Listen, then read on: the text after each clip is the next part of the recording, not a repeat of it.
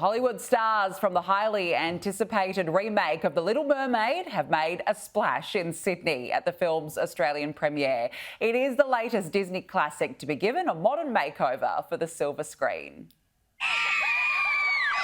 Under the sea of bright lights and cameras, Hollywood A-listers Melissa McCarthy and Halle Bailey came to be a part of our world in Sydney. It feels amazing to be here in Australia. It's my first time and everyone has been so lovely so far. Strolling along the purple carpet, the pair were pumped to show their latest project, The Little Mermaid, to Australian audiences. You're an honorary Australian, so that's kind of, that's the sash I usually wear.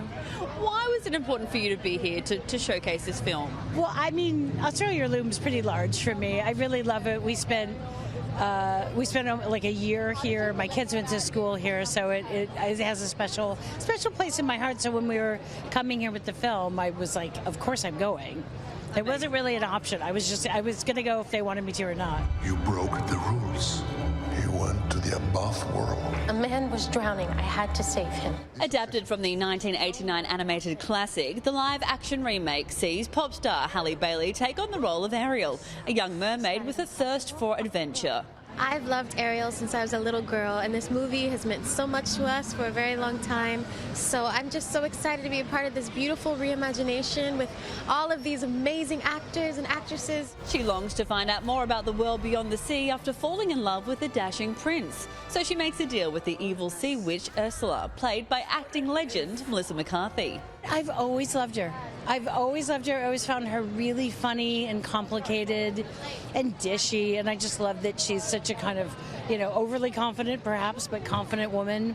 And then getting to play her, I really had to kind of break her down into a more three-dimensional person, and I really found great compassion for her and realized, how damaged she is and her isolation and her, being shunned by her family, and all of a sudden I really kind of fell for her in a whole different way.